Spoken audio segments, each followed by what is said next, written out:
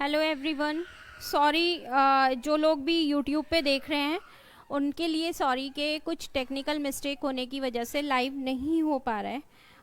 काफ़ी थोड़ा सा इशू आया। आई थिंक मुझे कुछ लग रहा है, हो सकता है कि मैं सारी जगह पे लाइव करने के लिए कोई की मेरी गड़बड़ हो रही है, इसलिए तो बड़ा सडन सा है कि हाँ अभी मैं यहाँ पे हूँ, लाइव हूँ, आप सब लोग हैं यहाँ पर, तो जल्दी जल्दी से आ जाइए। अभी हम लोग लाइव थे, कनेक्ट थे, लेकिन धीरे धीरे सब लोग डिस्कनेक्ट हो गए। तो जल्दी जल्दी से जुड़ेंगे, लाइव जुड़ेंगे, अपने विचारों को यहाँ पे शेयर करेंगे एक दूसरे से, कुछ मेरे थॉट्स। और कुछ अच्छी चीज़ें करने चलो तो कहीं ना कोई गड़बड़ हो ही जाती है। तो यहाँ पे भी कुछ ऐसी ही गड़बड़ हो रही है। तो आ जाइए जल्दी फटाफट से। तो मुझे अब फ़ोन में ही देखना पड़ रहा है कौन आ गए हैं। लोकेश आ गए हैं, तो दो चार लोग आ जाते हैं, उसके बाद हम शुरू करते हैं अपने थॉट को।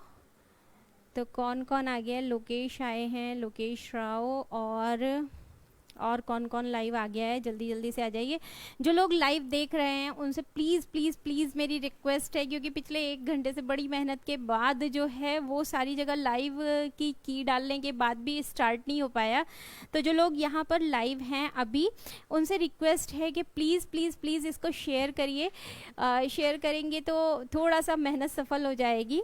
और इशू बहुत बड़ा है, और आज के दिन के बहाने ही बहुत सारी ऐसी बातें जो अक्सर मैं क्लास में भी बोलती हूँ, और वो थॉट भी है मेरा, मेरे थॉट प्रोसेस है, जो शायद ऑफलाइन क्लासेस होने की वजह से या सोसाइटी में बहुत सारे लोगों से इंटरेक्ट ना होने की वजह से वो विचार अंदर ही अंदर कहीं घुट रहे हैं। विचारों को घुटना नहीं चाहिए। अगर हम एक स्वस्थ समाज में रह रहे हैं, अगर हम चाहते हैं कि हमारे आसपास की सराउंडिंग पॉजिटिव हो, तो कभी भी अपने विचारों को घोटिए मत, अपने विचारों को शेयर करिए। और अगर कहीं उनमें कोई गड़बड़ी है, कोई सही नहीं है, आप कहीं कुछ ऐसा तो नहीं है कि आप कहीं कुछ टॉक्सिक थॉट अपने अंदर ले जा रहे हैं, या कोई दूषित विचार आपके दिमाग में पल रहा है, या कहीं आपने कोई गलत सोच बना ली है, तो जब तक आप शेयर नहीं करेंगे तब तक आपके विचारों में कोई करेक्शन नहीं हो सकता। और सीखने की कोई उम्र नहीं होती, चाहे वो हमारे पापा लोगों की उम्र हो, चाहे वो बच्चों की उम्र हो, और चाहे वो हमारी उम्र हो, मुझसे 2 जनरेशन आगे हो या 2 जनरेशन पीछे हो, सीखने की हर उम्र सीखने की होती है। और ख़ासकर जब रिश्तों का मामला हो, और रिश्ता भी इतना अहम हो, पिता का रिश्ता। पिता वो है जो बेहतर समाज, स्वस्थ समाज की बुनियाद रखने की पहल करता है। कहा जाएगा कि जो परिवार है, परिवार क्या है? एक समाज की नींव है परिवार। एक बेहतर समाज की इमारत बनाने के लिए परिवार की ईंट को तपना पड़ता है, परिवार की जो ब्रिक है उसको तपना पड़ता है, उसको तपाने का काम करता है पिता। अगर पिता को ये नहीं पता है कि इस ईंट को कितना तपाना है, इस ईंट को कितना पकाना है, कितना नहीं, तो यकीन मानिए कि ये ईंट हमेशा कच्ची रह जाएगी। और ये जो बेहतर समाज का जो हम निर्माण करना चाहते हैं, एक इमारत का, बेहतर समाज की इमारत का जो निर्माण करना चाहते हैं, वो कहीं ना कहीं भरभरा के गिर पड़ेगी। तो एक अगर अच्छा नागरिक हमें देश के लिए बनना है, अगर हमें एक स्वस्थ देश का निर्माण करना है, तो स्वस्थ समाज होना चाहिए, खुशहाल परिवार होना चाहिए। और खुशहाल परिवार की जो बुनियाद है वो होता है हमारा पिता। हम में से बहुत से लोग ऐसे भी होंगे, बहुत से मेरे स्टूडेंट्स हैं जो पिता बनने की मतलब पहल नहीं कहूँगी इसको, पिता बनने के सीमा पर ही हैं, और वो नया जीवन शुरू कर रहे हैं, और उम्मीदें उनके आंगन में फल फूल रही हैं। वो मेरे घर में बहुत सारे बच्चे हैं जो मेरे से पिछली जनरेशन के हैं, वो भी इस और कदम बढ़ा रहे हैं। मुझे कहीं ना कहीं ऐसा लगता है कि उन सबको इस बारे में सोचना चाहिए कि हम जैसी उम्मीद करते हैं एक स्वस्थ संतान की, एक सुपुत्र की, एक बेहतर संतान की, हम उम्मीद करते हैं श्रवण कुमार जैसा बेटा मेरे घर में हो, मेरे बच्चे आज्ञाकारी हों, मेरे बच्चे मुझे सुने, मेरे बच्चे मुझे समझें, उनमें सेवा भाव हो। तो मुझे ऐसा लगता है कि उसके लिए सबसे पहले मुझे, यानी कि एक पिता को, उस लेवल पे खरा उतरना चाहिए। बड़ा बोल नहीं बोलूँगी, नॉर्मली लोग कहते हैं कि माता पिता भगवान समान होते हैं। भगवान समान ही नहीं, भगवान का वो दूसरा रूप होते हैं। तो अगर माता पिता भगवान का दूसरा रूप होते हैं तो संतान को वो भगवान का रूप अपने माता पिता में दिखाई देना चाहिए। आज की जो लाइव हो रहा है, आज के जो विचार आपके सामने प्रस्तुत हो रहे हैं, ये विचार बहुत इमोशनल हो के नहीं है। भले ही यहाँ पर मेरे पिता की तस्वीर लगी हो, भले ही यहाँ पर जो है मेरे पिता के साथ मेरे फैमिली के जो वो मेंबर्स हैं, जो मेरे फैमिली मेंबर्स से रिलेटेड हैं जो लोग, वो भी पिता हैं, मेरी बहनों के ससुर हैं या मेरे घर के और भी लोग, चाहे भले ही वो लोग यहाँ पर हों या एक नॉर्मल सी सामान्य पूरी धरती के समस्त पिता जितने भी हों, उनकी तस्वीरें हैं यहाँ पर। बट आज की ये जो लाइव है ये केवल इमोशनल नहीं है, ये प्रैक्टिकल भी है। इसमें हम ये भी देखेंगे कि एक पिता को किस किस एज ग्रुप में कैसा कैसा होना चाहिए, पिता और बच्चों के संबंध कैसे होने चाहिए और बच्चों के माता पिता से संबंध कैसे होने चाहिए। तो अगर कहूँ तो यहाँ पे मुझे एक चीज़ याद आ रही है। चाणक्य ने कहा है कि पिता 5 प्रकार के होते हैं।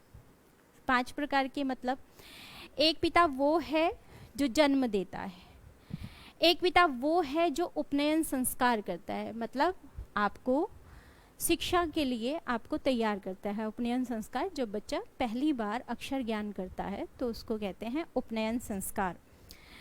और एक पिता वो है जो आपको भय से मुक्ति देता है, भय त्राता है, मीन्स आपको साहस का संचार करता है आपके आप में।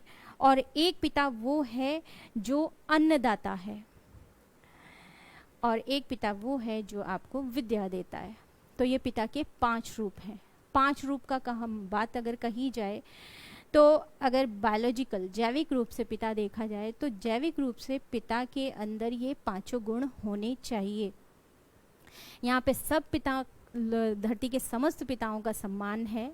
मैं इस जन्म में तो उन भावनाओं को शायद न समझ सकूं, क्योंकि मैंने एक नारी रूप में जन्म लिया है, तो माँ की भावनाएं समझ सकती हूँ, बट पिता एक कैसी फीलिंग करता है शायद वो मैं इस नारी रूप से ना समझ सकूं। लेकिन पिता में ये 5 चीज़ें होनी चाहिए। वो जन्म देता है, वो अन्नदाता है, वो भय से मुक्ति दिलाता है, वो विद्या का संचार करता है हमें, वो उपनयन संस्कार कराता है। अब बात हम करते हैं कि ये 5 पिता तो हैं। मैं बहुत भाग्यशाली हूँ कि मेरे पिता ने मुझे ये सारी चीज़ें दी। आप लोगों में भी बहुत सारे लोग भाग्यशाली होंगे कि आप लोगों के पिता ने आपके साथ बहुत कुछ ऐसा किया है जो संसार में शायद कोई नहीं कर सकता। और ये बिल्कुल सच्ची बात है, ये एक कड़वी सच्चाई है कि संसार में कोई रिश्ता इतना सच्चा नहीं हो सकता जितना कि आपके माता पिता का।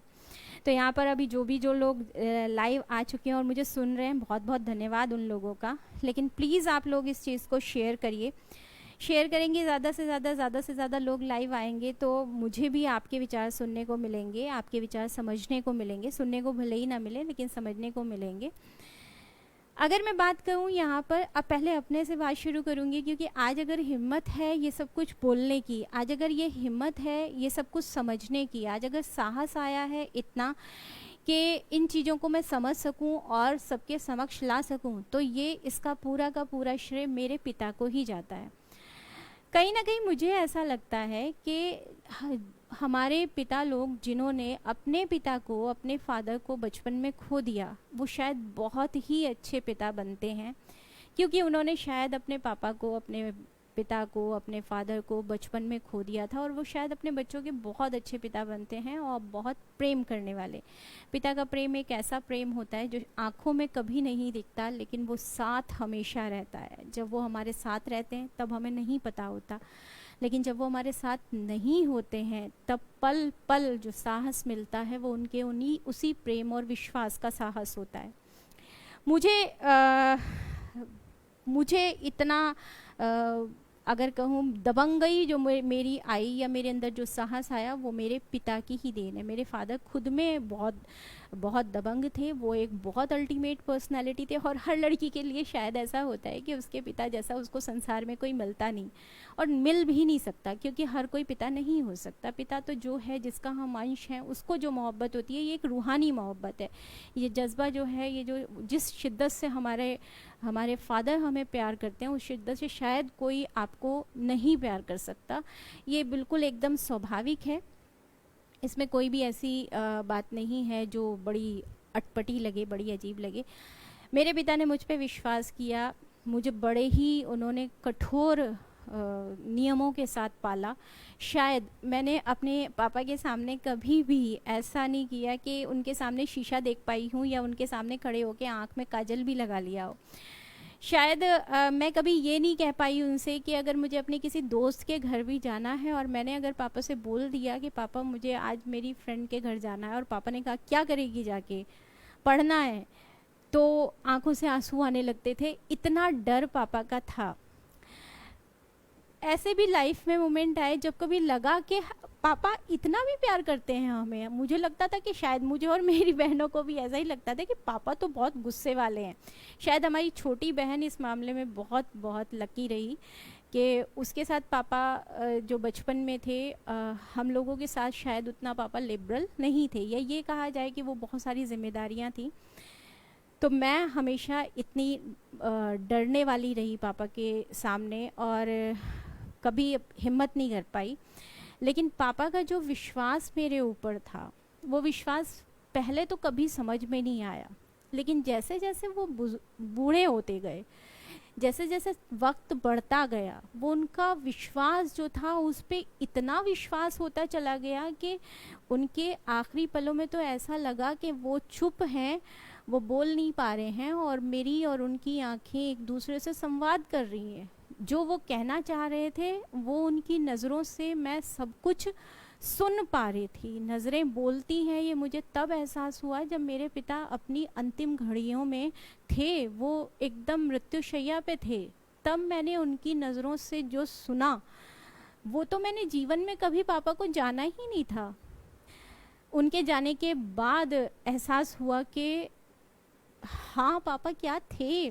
चीज़ें पहले भी एहसास होती थी, लेकिन उनके जाने के बाद वो एहसास एकदम अलग थे।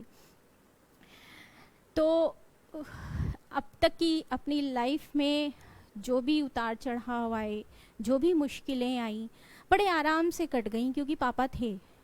जब जब पापा कमज़ोर हुए तब तब मुश्किलें हावी होती गईं। जब पापा चले गए तब तो मुश्किलें जैसे पहाड़ बन के टूट पड़ी। लेकिन शायद वक्त लगा उन सब से निकलने का, और शायद वो पापा की ही हिम्मत थी कि मैं वहाँ से निकल आई।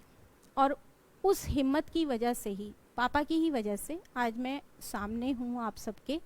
और उन बच्चों से कहना चाहती हूँ जो बच्चे हमेशा अपने पिता को दोषी मानते हैं कि मेरे पिता ने ये नहीं किया, मेरे पिता ने वो नहीं किया, मेरे पिता ऐसे हैं, मेरे पिता वैसे हैं।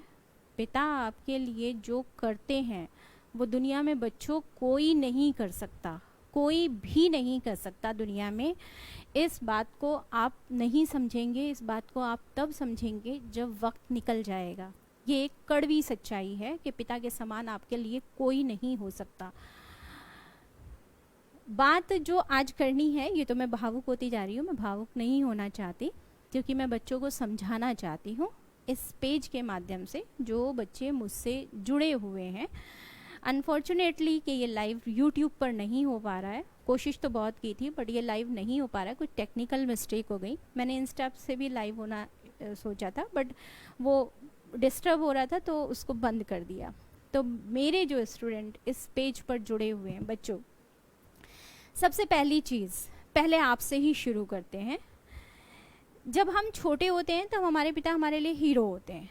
जैसे जैसे हमारे दोस्तों का ग्रुप बढ़ता है, दोस्त हमारे सराउंडिंग में आते हैं, हमारे लिए दुनिया हमारे दोस्त हो जाते हैं, हमारे लिए दुनिया बहुत रंगीन हो जाती है, बिकॉज ऑफ वेरियस हार्मोन। उस चीज़ पे हम बात करेंगे फिर कभी, आज नहीं। वो हार्मोन का ही सब्जेक्ट है और कुछ नहीं है। तब हमें लगता है कि दुनिया हमारे कदमों में है, हमारे पिता तो जो नहीं कर पाए हम उससे कहीं 4 गुना आगे करेंगे।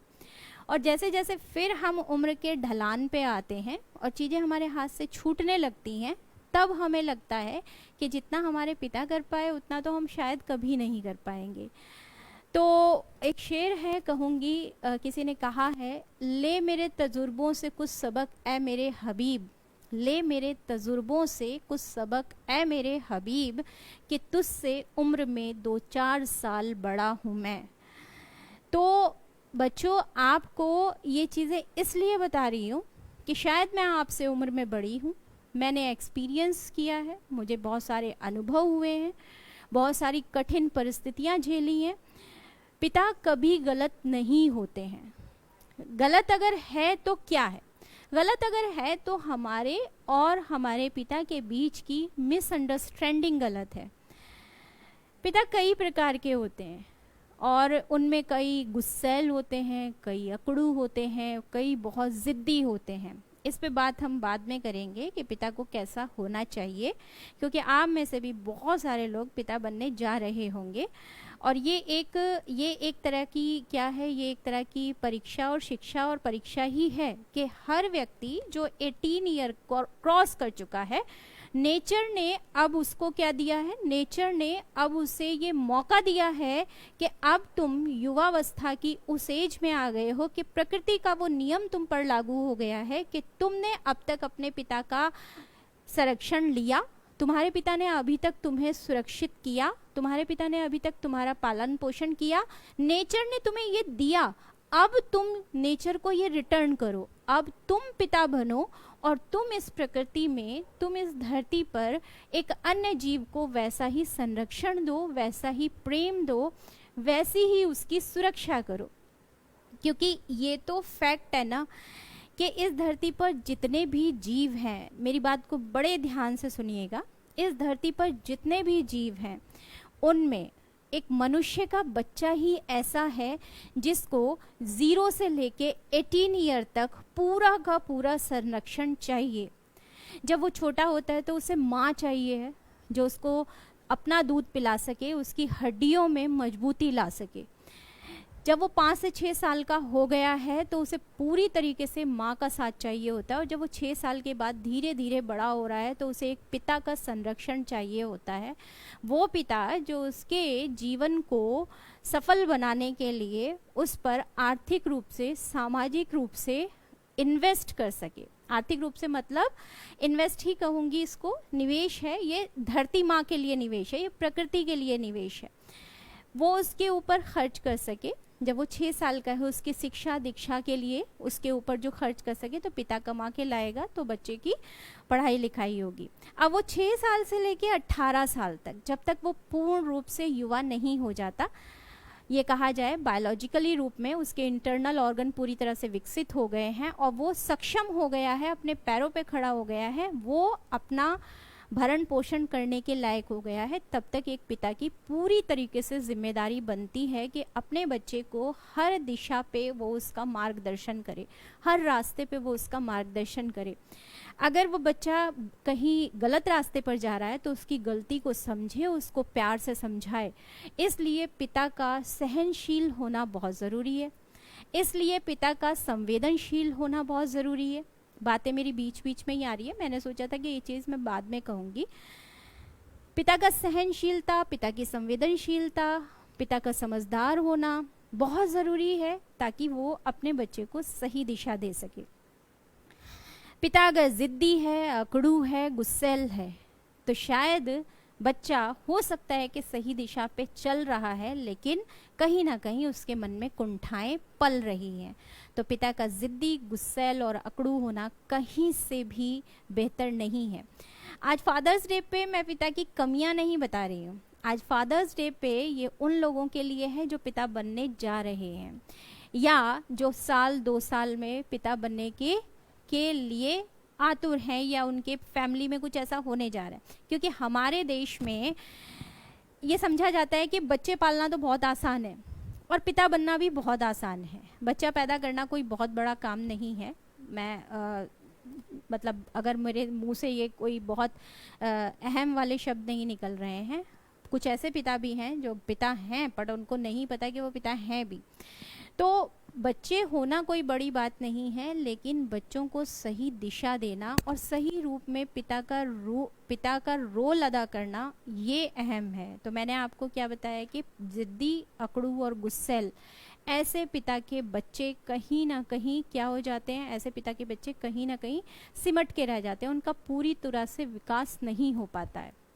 और एक ये बात, मेरा बेटा है, मेरा बेटा सबसे बढ़िया है, दुनिया समाज उसको बुरा कर रही है, दुनिया समाज उसको बिगाड़ रही है, ये एक सोच बहुत गलत सोच है। शायद इसीलिए हमारे समाज में पिता जो हैं वो काफ़ी सख्त होते हैं, कहीं ना कहीं पिता की पिटाई और पिता का सख्त होना हम देखते हैं। एक बात मुझे अपने पापा की याद आती है। मेरे पापा भी बहुत गुस्से वाले थे। ये चीज़ें मैंने क्यों एनालाइज़ की, इसलिए एनालाइज़ की क्योंकि मेरे पापा बहुत गुस्से वाले थे।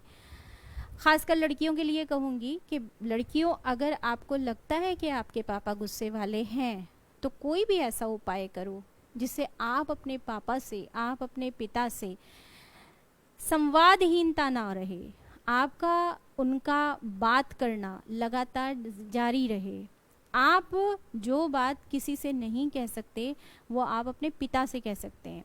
शायद मैंने बताया ना कि मैं बोलती थी कि पापा जाना है, मुझे अपनी फ्रेंड्स के घर जाना है। पापा ने कहा क्यों जाना है, और पापा ने इतना कहा क्यों जाना है, और मेरा रोना शुरू हो गया।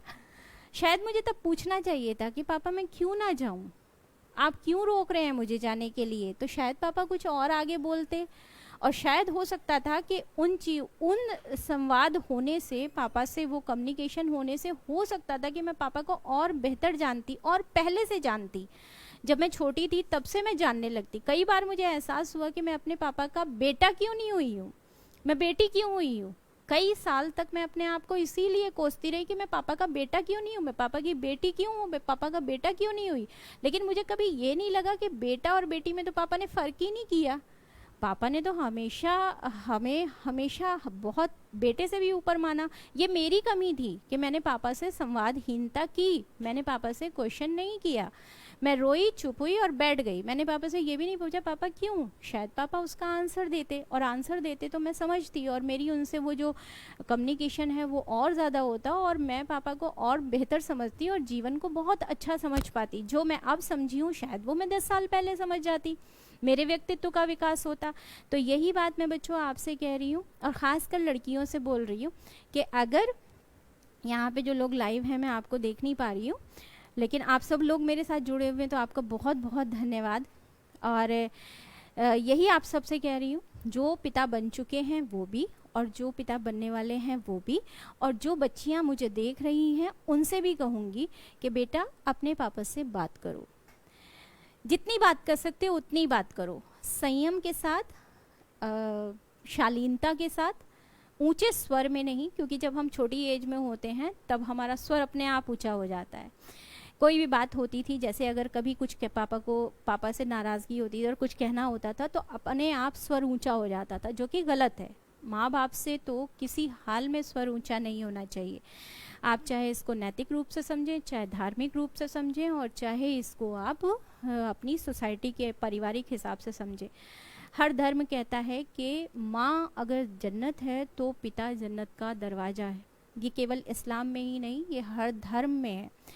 कभी अम्मी एक कहानी सुनाया करती थी। अम्मी कहती थी, मुझे वो कैरेक्टर्स याद नहीं है, बस मुझे वो कहानी याद है कि कोई थे बड़े लोग, बड़े सहाबी कोई थे, उनके वो आराम कर रहे थे, बिस्तर पे लेटे। जैसे ही वो बिस्तर पे लेटे, उनकी पत्नी ने कहा कि आप पूरे दिन के थके हुए हैं, तकिया लगा लीजिए। बेटा पास में बैठा हुआ था माँ के। माँ ने कहा, माँ मैं बेटे ने माँ को कहा, माँ मैं अपना तकिया दे देता हूँ पापा को। तो माँ ने फौरन बेटे को डांटा, तुम्हारा तकिया कहाँ से आ गया, तुम तकिए के मालिक हो गए, मालिक अभी तुम्हारे पिता हैं। तो हम ये कहते हैं कि मेरे पिता, माता पिता मेरे साथ रह रहे हैं, नहीं, हम उनके साथ रह रहे हैं। हम इस काबिल कहाँ हुए हैं कि हम माँ बाप को साथ रख पाएँ। हम माँ बाप के साथ रह रहे हैं। ये केवल एक ही धर्म में नहीं, ये हर धर्म में, हर जगह पर ये बात कही गई है कि माँ बाप का दर्जा बहुत ऊंचा दर्जा है, भगवान के बाद वही हैं, माँ बाप ही हैं। तो इसलिए उनसे कभी ऊंची आवाज़ में बात मत करिए। और मेरी अम्मी कहती हैं, और मेरी अम्मी ही नहीं मेरे बड़े भी कहते हैं, कि जो बच्चे अपने माता पिता से ऊंची आवाज़ में बात करते हैं उनके बच्चे भी उनसे ऊंची आवाज़ में ही बात करेंगे। ये बात हमेशा याद रखिए। अपने पेरेंट्स से कभी ऊंची आवाज़ में बात नहीं करनी। और बहुत स्वाभाविक सा है, कभी गुस्सा आपको आ भी सकता है, तो उनसे क्षमा मांग लीजिए अगर आपने ऊंची आवाज़ में बात की है तो। अब यहाँ पर जितने भी लोग देख रहे हैं, जितने भी लोग सुन रहे हैं, तो जाहिर सी बात है सबके मन में बहुत सारी बातें उठ भी रही होंगी। हमारे मन में बड़े क्षोभ भी होते हैं पेरेंट्स को लेके, क्योंकि पेरेंट्स अक्सर हमारी बातों को नहीं मानते, अक्सर हमारी बातों को नहीं सुनते।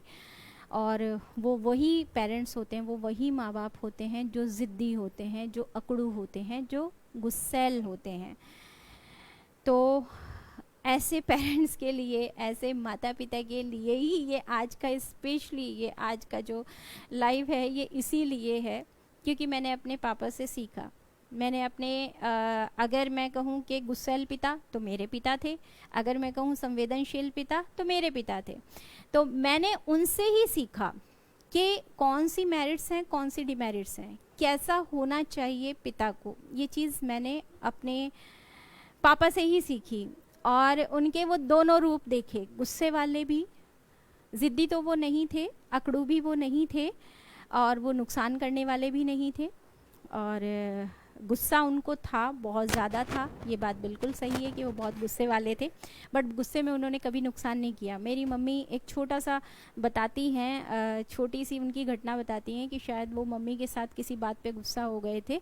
तो वो जब वो खाना खा रहे थे बैठे हुए, तो उनके बराबर में एक एल्युमिनियम का डोंगा रखा हुआ था और एक कांच की प्लेट रखी हुई थी। तो उन्होंने गुस्से में कांच की प्लेट बिस्तर पे फेंक दी और एल्युमिनियम वाला जो डोंगा था वो उन्होंने जो था ज़मीन पे फेंक दिया, क्योंकि उनको पता था कि एल्युमिनियम का जो डोंगा होगा वो एल्युमिनियम का डोंगा टूटेगा नहीं, लेकिन जो कांच की प्लेट होगी वो टूट जाएगी।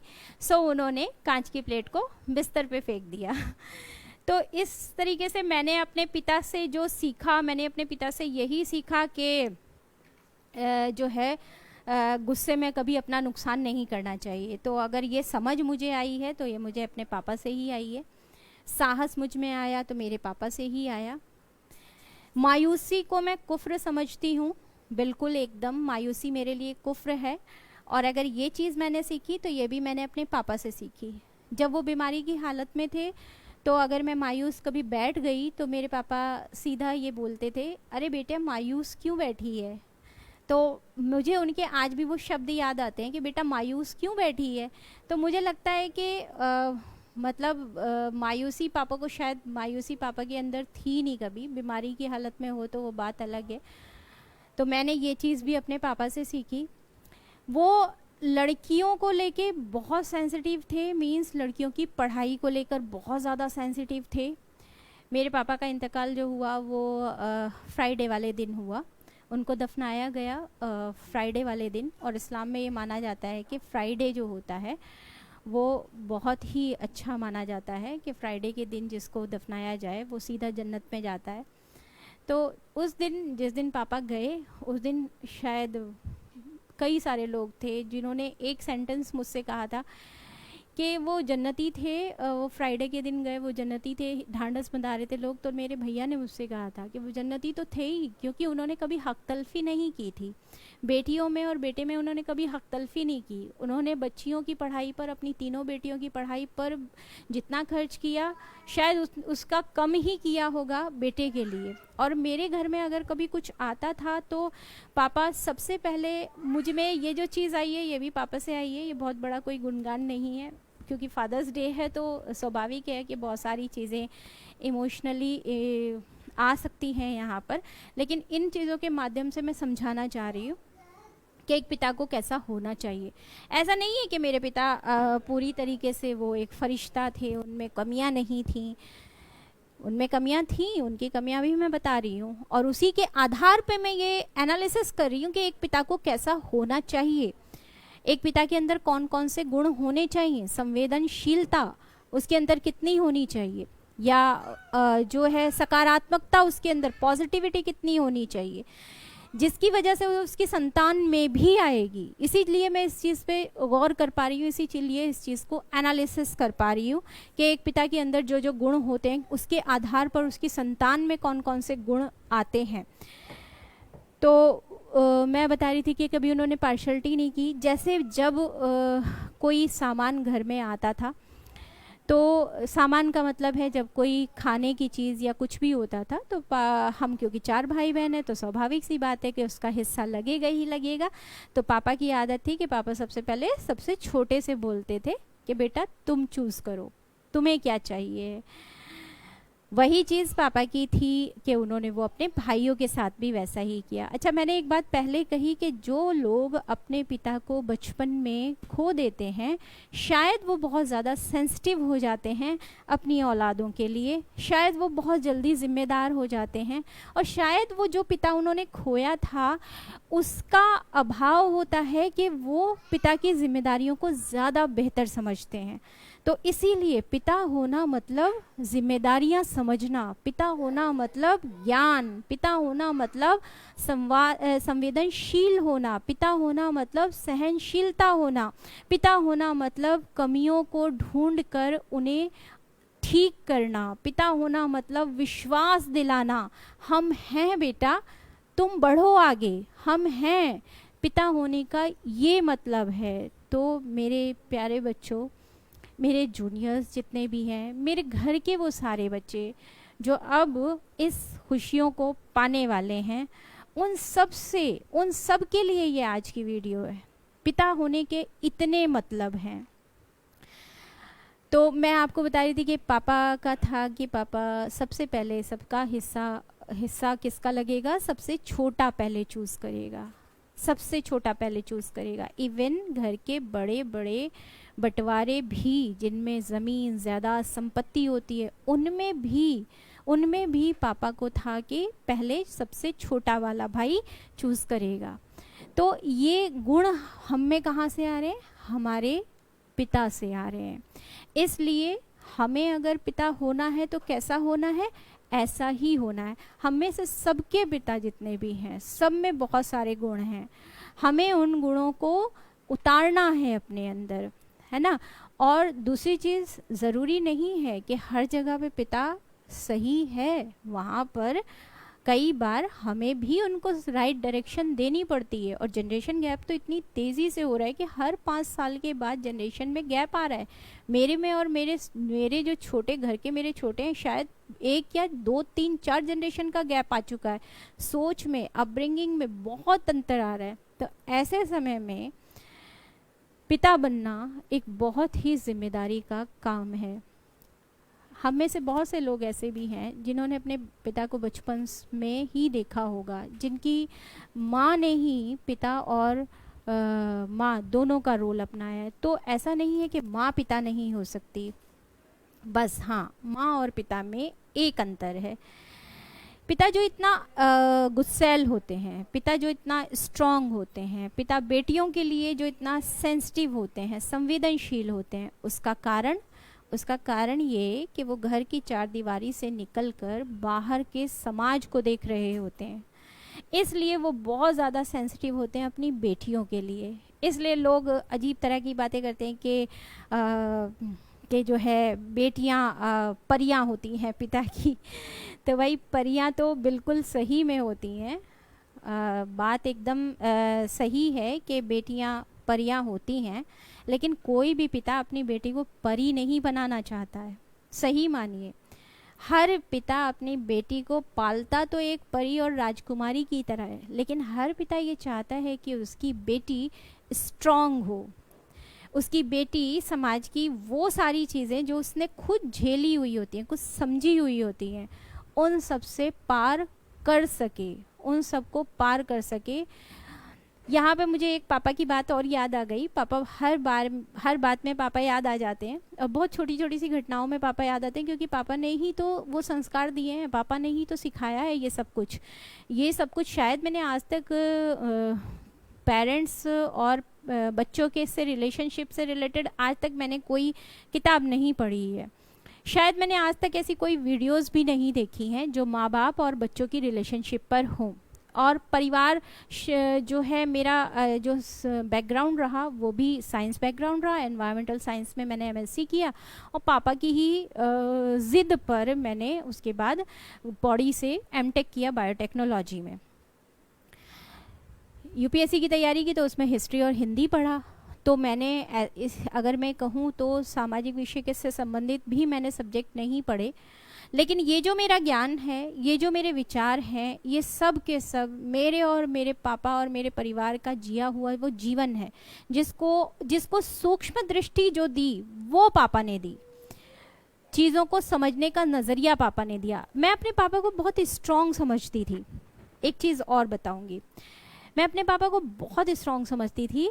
और क्योंकि मेरे पापा, जब मैं छोटी थी तो पापा के पास बुलेट थी, तो बुलेट पे पापा आते थे तो मेरे लिए ये बड़ा प्राउड होता था। मैं दौड़ के भागती थी और बुलेट पे दूर सड़क से, गली से जहाँ से मकान शुरू होता था वहाँ से बैठ के पापा के साथ आती थी। मुझे याद है पापा के वो कर्ली कर्ली बाल, ये जो फोटो देख रहे हैं आप, ये कर्ली कर्ली बाल उनके बाद में भी रहे। वो बेल बॉटम का टाइम था शायद, बड़े बड़े कॉलर, मुझे बहुत धुंधली सी याद है वो पापा की। तो मुझे मेरे पापा बचपन से ही एक हीरो जैसे लगते थे। और बुलेट वगैरह पे आते थे तो और एक इमेज बन गई थी, दबंगई वाली जो इमेज बनती है। और जब मार्केट में वो चलते थे तो मैं अगर उनके पीछे, जब मैं थोड़ी और बड़ी हो गई, जब मैं उनके पीछे बैठी होती थी तो मैं अपनी अम्मी से बोलती थी आके कि अम्मी पापा यहाँ से लेके मेरे स्कूल तक हर जगह इस तरीके से बस ऐसे ही ऐसे करते रहते हैं। ये नमस्ते डॉक्टर साहब, नमस्ते डॉक्टर साहब, सलाम वालेकुम डॉक्टर साहब, आदा। पापा को कितने लोग जानते हैं। तो स्वाभाविक सा था कि मन में एक इमेज बन गई पापा की कि पापा काफ़ी दबंग है। तो मैं कभी सोच ही नहीं सकती थी कि मेरे पापा रो भी सकते हैं। बट एक दिन जब मैं शायद 7th 8th में रही होंगी, तब मैंने देखा एक मूवी आ रही थी, शायद शहीद थी वो मूवी, मनोज कुमार की मूवी थी। और हम सब लोग, क्योंकि टीवी चलता था तो हम सब लोग अंदर बैठ के देखते थे और पापा थोड़ा पीछे बैठते थे। पापा ने हम लोगों के साथ बैठ के कभी टीवी नहीं देखा, तो इसलिए भी लगता था कि मेरे पापा अच्छे नहीं हैं। तो मैंने देखा, मैं बाहर निकली और मैंने देखा कि मेरे पापा रो रहे हैं। मुझे बड़ी हैरानी हुई कि मेरे पापा रो भी सकते हैं। तब तो समझ में नहीं आया, बाद में धीरे धीरे समझ में आया कि वो बेहद संवेदनशील थे। और वो मूवी थी, देश प्रेम उनके अंदर था, इसलिए वो संवेदनशीलता उनमें थी, वो इसलिए रो रहे थे। वो मूवी चल रही थी और हम तो बच्चे थे, हमें शायद इतना उससे उस टाइम संवेदनशीलता का वो स्तर नहीं रहा। लेकिन मैंने पापा को रोते देखा तो मुझे लगा मेरे पापा रो भी सकते हैं। तो यही एक चीज़ है कि पिता का संवेदनशील होना और इस तरह का होना अपने लिए, मेरे लिए एक खुदा का ये बहुत बड़ा है, मेरे लिए एक तोहफ़ा है कि मेरे पापा ऐसे थे नहीं, वो मेरे लिए अब भी वैसे ही हैं, अब भी वैसे ही हैं। बहुत सारी घटनाएं हैं तो वो फिर किसी दिन, उनके आखिरी दिन जो थे वो कभी और बात होगी। आज मैं फोकस केवल अपने पिता पर नहीं कर रही हूँ, मैं फोकस इस चीज़ पे कर रही हूँ कि पिता को कैसा होना चाहिए। क्योंकि एक बेटी जो पिता की झुर्रियों को पढ़ सकती है, एक बेटी जो पिता के दर्द को समझ सकती है, वो देख सकती है, उसको शायद उस बेटी को फिर कोई भी रिश्ता समझाने की ज़रूरत नहीं पड़नी चाहिए किसी को भी। मुझे लगता है शायद बेटियां इसीलिए ज़्यादा सेंसिटिव होती हैं क्योंकि वो अपने पिता की झुर्रियों को पढ़ सकती हैं, वो अपने पिता की आँखों के दर्द को पढ़ सकती हैं, इसलिए बेटियां बहुत ज़्यादा सेंसिटिव होती हैं। और इसीलिए मुझे लगता है वही बेटियां जाके किसी की बहू, किसी की पत्नी, किसी की माँ बनती हैं और वो शायद इसीलिए रिश्तों को की ज़्यादा समझ रखती हैं और वो बेहद संवेदनशील होती हैं। लेकिन इसी संवेदनशीलता के साथ वो जो कमज़ोर पड़ती हैं वो बहुत गलत होता है, वो बहुत ही ज़्यादा गलत होता है। तो अगर हमारे पिता इतने स्ट्रॉन्ग रहे, उन सब बेटियों से कहूँगी जिनके पिता, जो अपने पिता की यादें संजोए हुए हैं, जिनके पिता साथ हैं या नहीं भी हैं, तो अगर हम ऐसे पिता की बेटियां हैं तो हमें कमज़ोर नहीं होना है, उस संवेदनशीलता को हमें अपनी ताकत बनाना है। और वो बच्चियाँ जो हमेशा जिनकी ये शिकायत रहती है कि हमें पढ़ने नहीं दिया जा रहा, हमें बाहर नहीं भेजने दिया जा रहा, हमारे पिता ऐसे हैं, तो अपने पिता के साथ बच्चों बैठ के बात करिए, उनको समझाइए, उनको उम्मीदें दीजिए, उनको बताइए कि आप क्या करना चाहते हैं। निश्चित तौर पर आपके पापा आपके भाई से ज़्यादा आप पर विश्वास करते हैं, बट वो डरते हैं किससे? समाज से। वो डर उनके अंदर बैठा हुआ है, वो उस समाज को फेस नहीं कर पाते। निश्चित तौर पर अगर आपने उनको ये विश्वास दिला दिया कि आप इस काबिल हैं, तो वो आप पर पूरा का पूरा विश्वास करते हैं। ये बात मैं कह रही हूँ क्योंकि मेरे पापा ने मुझे शायद 8th क्लास के बाद मैं अपने पापा से जितना डरती थी, 8th क्लास से लेकर MSc करने तक मैं अपने पापा से कभी ये नहीं कह सकती थी कि पापा मुझे पैसे की ज़रूरत है। अगर उन्होंने मेरे हाथ पे रखा तो ठीक, नहीं रखा तो ठीक है, अम्मी तो है ही, अम्मी तो सब कर ही रही थी और कभी इतनी ज़रूरत भी नहीं हुई। तो अगर मैं अपने पापा को इतना समझ सकती हूँ तो बच्चों आप भी समझ सकते हैं। कभी उनसे कभी ये उनसे कोई मतलब नाराज़गी मत रखिए, झंझोड़िए, उनसे बात करिए। मुझे पता है कि मैं आपको छोटी सी बात बताऊं कि हाई स्कूल में मैं थी तो तब भी मेरा मतलब 8th के बाद मैंने बता दिया कि 8th से लेके मेरा ये हाल हो गया था कि मैं पापा के सामने जाते हुए भी डरती थी। तो हाई स्कूल में मैं थी तो मेरी अम्मी जो थी वो घर से चली गई नानी के घर, और जब अम्मी चली गई 10 दिन के लिए 12 दिन के लिए गई थी, शायद किसी की तबीयत ख़राब थी, तो पहली बार मैंने शायद तब खाना बनाना शुरू किया। पहली बार तो रोटी बनाई थी 6th क्लास में, बट पहली बार मुझे खाना बनाना पड़ा। तो पापा जब आए तो मेरे दिमाग में था जब पापा आएंगे तो मैं पापा को गरम रोटी खिलाऊंगी, और डर तो था ही, लेकिन मैंने देखा जब मैं पापा को गरम रोटी बना के खिला रही थी, आज मैं वो सीन याद करती हूँ। मेरे पापा को वो जो रूप मैंने देखा, मुझे ऐसा लगा कि वाह मेरे पापा मतलब मुझे कितना समझ रहे हैं। जिस तरीके से उन्होंने प्यार से कहा बेटा बहुत गर्मी है, जब पहले ही बना लिया करो, मेरी पहले ही बना के रख दिया करो, क्यों इस टाइम दोबारा बना रही हो, क्योंकि कभी वो लेट आ रहे हैं कभी नहीं। वो बहुत सोशल थे तो अपने काम के बाद वो उनका बहुत सारे काम रहते थे। तो मुझे ऐसा लगता है कि आप जितनी भी बच्चियां हैं आप अपने पापा से बैठ के बातचीत करिए, जितनी भी बात कर सकती हैं, जो भी आपके मन में है। डरिए मत कि क्या कहा जाएगा क्या नहीं कहा जाएगा, डांट पड़ेगी, ये डरना नहीं है। तो हिम्मत जो देते हैं वो हमारे पिता ही हमें देते हैं। बार बार यही बात कहूँगी। तो मैंने कहा भी पहले, है ना, जो बेटियां होती हैं वो पिता की आंखों के ख्वाब को पहचानती हैं, और ख्वाब मेरे पापा की आंखों में भी थे। मेरी किस्मत के मैं उनको पूरा नहीं कर पाई, लेकिन अब अफसोस नहीं है। जिस तरीके से वो चाहते थे शायद पूरा होगा, वो उसका रूप चेंज हो सकता है। तो जो बेटियां हैं वो पिता की आंखों के ख्वाब को पहचानती हैं। तो बच्चियों, जितनी भी बच्चियां हैं जो अभी अपने स्ट्रगल फेज़ में हैं, पढ़ाई कर रही हैं, पढ़ना चाहती हैं, कुछ बनना चाहती हैं, आप अपने पिता की आंखों में उन ख्वाब को पढ़िए, अपने आप को मजबूत करिए। हर पिता अपनी बेटी को बहुत कामयाब देखना चाहता है, वो अपने से ज़्यादा कामयाब देखना चाहता है। बेटे को तो देखना ही चाहता है, बेटे को तो हर पिता चाहता है कि मेरे से 2 कदम आगे ही निकले, वो सब गलतियां जो मैंने की वो मेरा बेटा ना करे। लेकिन बेटियों को वो उस मकाम पे देखना चाहता है जहाँ हर कोई कहे वाह, है ना। तो इसलिए, और वो बस एक डर है, एक खौफ है उसके मन में जो उसने समाज में देखा। तो मजबूत बनिए, जितना मजबूत बन सकती हैं, जितनी मेहनत कर सकती हैं, जितना अपने गुणों का विकास कर सकती हैं, उतना अपने गुणों का विकास करिए। यहाँ पर एक बच्चियों से एक बात और कहूँगी, आजकल भाई टिकटॉक का ज़माना है, ठीक। आजकल शॉर्ट मूवी का ज़माना है, टिकटॉक का ज़माना है। टिकटॉक भले ही बैन हो गया हो, बहुत सारे और भी ऐप चल रहे हैं। तो मैं अक्सर देखती हूँ, रोज़ फेसबुक पे अपना भी टाइम, मेरा भी टाइम सोशल मीडिया पे जाता है, और वो शॉर्ट जो वीडियोज़ हैं वो चल रही हैं। तो ठीक है, आप खूब एंजॉय करिए लाइफ को, ठीक है। आप फिल्मों को, फिल्मी गानों को खूब एंजॉय करिए, तिरछे आड़े मुंह खूब बनाइए, लेकिन यही एक काम नहीं है। खुदा ने अगर आपको शक्ल दी है, और जाहिर सी बात है कि लड़कियों की शक्ल लड़कों से अच्छी होती है ना भाई, इसमें लड़के बुरा ना माने, लेकिन ये एक जाहिर सी बात है, सौम्यता होती है, शालीनता होती है। तो केवल एक यही काम नहीं है कि हम आड़े तिरछे मुंह बना के बस शॉर्ट जो है वो वीडियोस बनाते रहें, ये इससे हमारे व्यक्तित्व का विकास नहीं हो रहा है।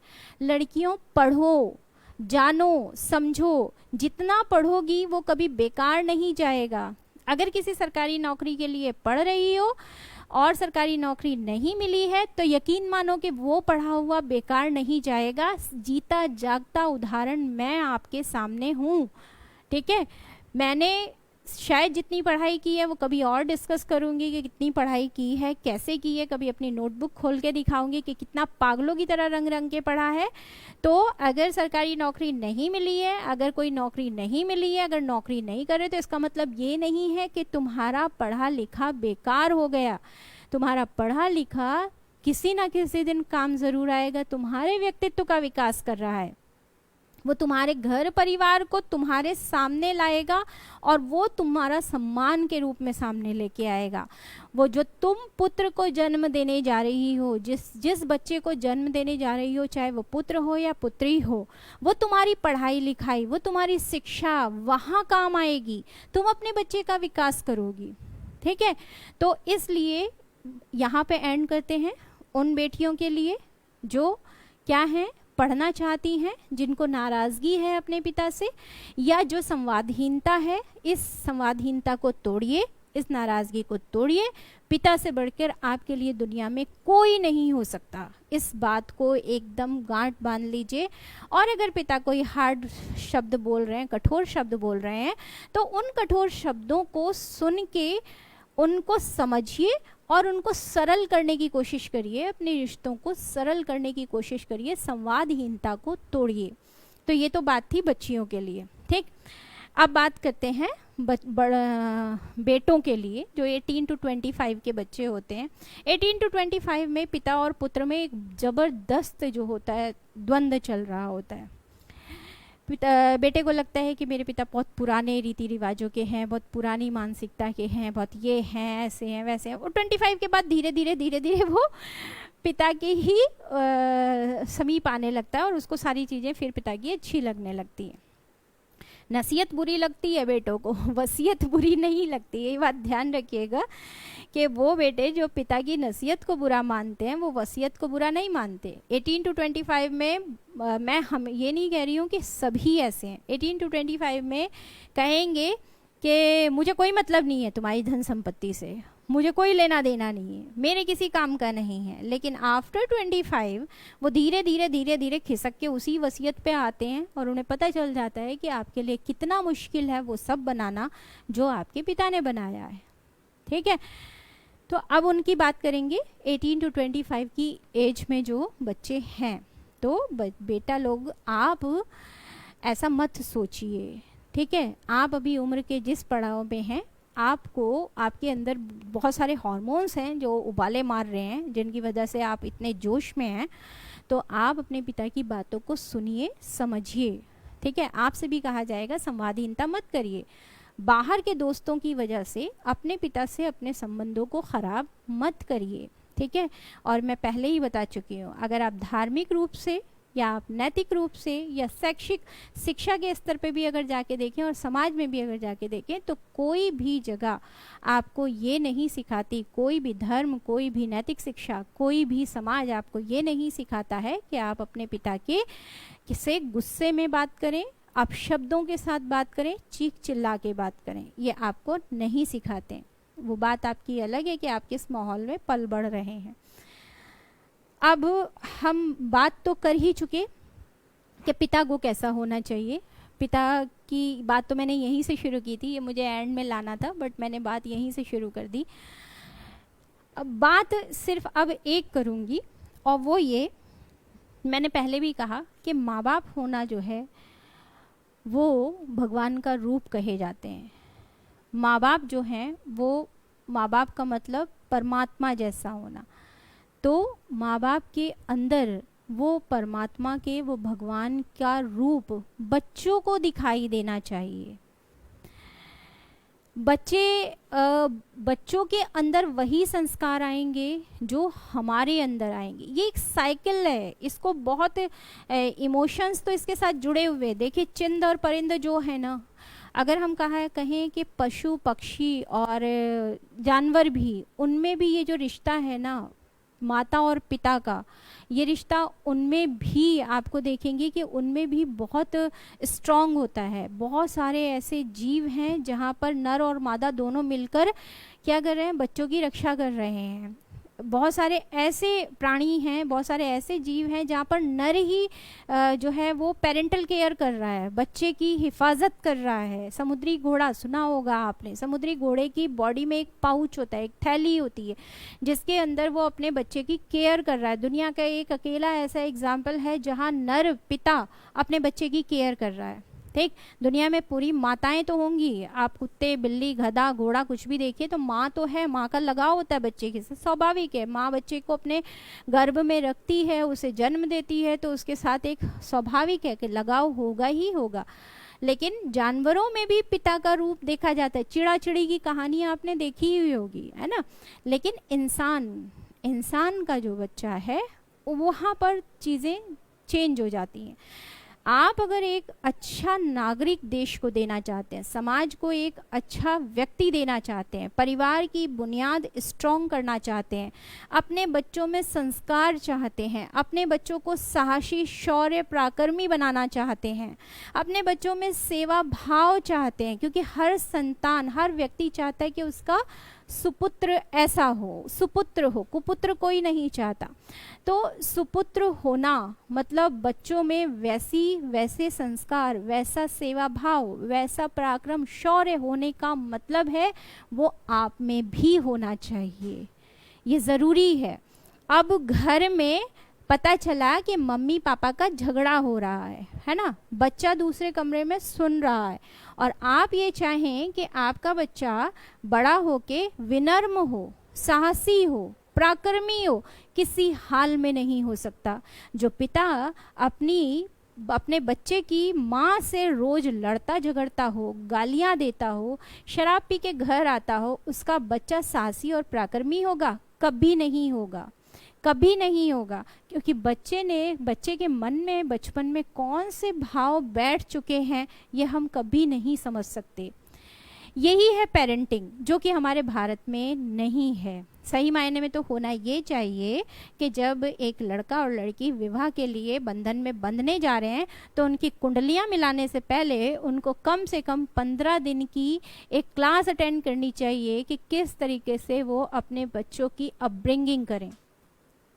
हमारा झूठ बोलना, हमारा चोरी करना, कुछ भी चोरी करना, कुछ भी चोरी ये भी हो सकती है कि आप घर में बैठे हैं, आपने घर के बाहर आए हुए व्यक्ति को ये कहलवा दिया कि कह दो पापा घर में नहीं हैं।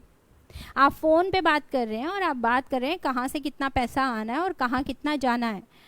आप दूध बेच रहे हैं और दूध में पानी मिला रहे हैं और आपका बच्चा ये चीज़ देख रहा है, तो आप क्या शौर्य और पराक्रमी सुपुत्र को बड़ा कर रहे हैं? नहीं, आप एक कायर, डरपोक, भ्रष्टाचारी नागरिक देश को देने जा रहे हैं। तो ये उन सब पिताओं से गुजारिश है जो पिता बन चुके हैं, बनने जा रहे हैं, जिनके बच्चे बड़े हो रहे हैं, जो वो 15-16 साल के बच्चे जो इस लाइव को देख रहे हैं, उनके अंदर भी ये कैरेक्टर डेवलप होना चाहिए। क्योंकि आफ्टर 18 बच्चों, जैसे ही आप 18 साल के हुए, प्रकृति ने अब आपको ये कह दिया कि बेटा आज तक पिता का संरक्षण मिला था, अब तुम पिता बनने के लिए तैयार हो, अब अपने अंदर इन गुणों का विकास करो। तो ये एक साइकिल है, पिता पुत्र पिता पुत्र पिता पुत्र, ये एक साइकिल है। पुत्र का मतलब ये नहीं कि इसमें पुत्रियां नहीं हैं, पिता पुत्र मतलब यहाँ पे सिर्फ संतान, पिता संतान, माता पिता संतान, फिर माता पिता फिर संतान, ये एक साइकिल है, बायोलॉजिकल साइकिल है ये।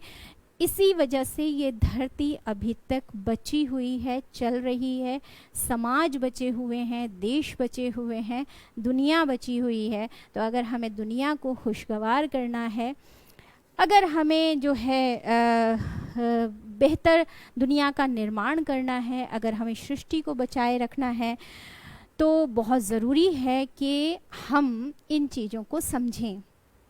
और ये साइकिल के लिए एक शेर पढ़ना चाहूँगी, याद आ गया मुझे तो पढ़े दे रही हूँ। ये सोच के माँ बाप की खिदमत में लगा हूँ, ये सोच के माँ बाप की खिदमत में लगा हूँ, इस पेड़ का साया मेरे बच्चों को मिलेगा। तो ये मुनव्वर राणा का शेर है। उन्होंने कहा है कि वो इस सोच से अपने माँ बाप की खिदमत में लगे हुए हैं कि जैसे वो अपने माँ बाप की खिदमत कर रहे हैं, तो इसी तरीके से आने वाली जनरेशन भी, एक नई जनरेशन पुरानी जनरेशन की खिदमत करती रहेगी, साथ देती रहेगी। क्योंकि जब हम बूढ़े होंगे तो क्वाइट ऑब्वियसली कि ये हम बूढ़े होंगे तो चलने की हिम्मत जब हम में कम होगी तो सहारा तो चाहिए होगा। एक बात यहाँ पर जोड़ना चाहूँगी, हर किसी के नसीब में नहीं होता है कि वो पिता हो, हर किसी के नसीब में नहीं होता है कि उसकी संतानें हों, और ये ज़रूरी भी नहीं है कि आपकी संतान नहीं है, आपने किसी संतान को जन्म नहीं दिया तो आपके अंदर माता पिता के गुण नहीं हैं। मैंने पहले ही बोल चुकी हूँ कि 18 ईयर होते ही 20 ईयर आप बायोलॉजिकली रूप से नेचर ने आपको ये गुण दे दिया कि अब आप पिता बन सकते हैं। अब आपने वो जो संरक्षण प्राप्त किया अपने माता पिता से, अब वो आप अगली जनरेशन को दीजिए। 18 साल का होने का मतलब है दिमाग से भी 18 साल का होना। जाहिर सी बात है कि हम 18 के तो हो जाते हैं, 20 के तो हो जाते हैं, बट दिमाग से हम वही 10-12 के ही बने हुए हैं। अभी भी आप बहुत अपने सराउंडिंग में देखेंगे कि माता पिता 35-40 साल के हो चुके हैं, बच्चे 10-15 साल के हैं, लेकिन माता पिता का लेवल 10-15 साल का ही है यहाँ से। इसलिए बच्चा जो है उसका लेवल बढ़ ही नहीं पाता है। और दोष हम किसे देते हैं? शिक्षा को। दोष हम किसे देते हैं? समाज को। बाहर की दुनिया ऐसी है, मेरा बच्चा बिगड़ गया। नहीं, आप खुद बिगड़े हुए हैं। आप खुद यहाँ से, बुद्धि आपकी विकसित ही नहीं हुई है, आपका खुद अड़ियल रवैया है, आप खुद गुस्सैल हैं, खुद अकड़ू हैं, खुद आपके अंदर एनालिटिक पावर नहीं है, एनालिटिकल पावर नहीं है। इसलिए आपका बच्चा अपनी उम्र से अभी छोटा है, क्योंकि आप खुद अपनी उम्र से अभी छोटे हैं। तो अगर आप 18-20 साल के हो चुके हैं तो दिमाग भी 18-20 साल का होना चाहिए। और वो क्या होना चाहिए वो आप खुद समझिए, वो मैं नहीं समझाऊंगी। तो इसलिए माँ बाप बनना एक जिम्मेदारी का काम है। तो ज़रूरी नहीं है कि ये जिम्मेदारी केवल उन्हीं को आए जो माँ बाप बने हैं, जो नहीं भी हैं, हम हर व्यक्ति के अंदर ये गुण होता है। तो हमारे समाज में बहुत से ऐसे बच्चे हैं जिनको सही डायरेक्शन नहीं मिली है, जिनको माँ बाप का प्यार भी नहीं मिला है। तो आप अपना प्यार उन पर लुटाइए, अपनी सही दिशा उनको दीजिए और इस संसार को सुखी बनाइए। तो इसी के साथ मैं ये भी नहीं देख पाई कि मेरे साथ कौन कौन जुड़ा हुआ है, बात भी लंबी हो गई है। तो एक बार बात करते हैं, देख लेते हैं कौन कौन यहाँ पर जुड़ा हुआ है। भाई आप लोगों का बहुत बहुत धन्यवाद कि आप इस लाइव में मेरे साथ हैं।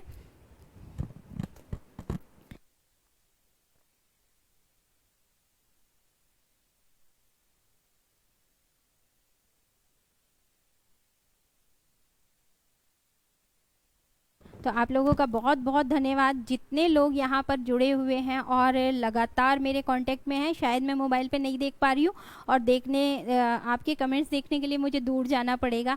बहुत बहुत धन्यवाद कि आप लोगों ने मेरी बात को इतना सुना, समझा। समझा या नहीं समझा ये तो बात की बात है, मैंने अपने विचारों को शेयर कर दिया आपके साथ। आज के फादर्स डे पे सभी पिताओं को मेरी तरफ से प्रणाम, सभी पिताओं से क्षमा अगर मैंने कुछ अपशब्द या मैंने कोई ऐसा शब्द यूज़ किया हो जो आपके भावनाओं को ठेस पहुंचाए।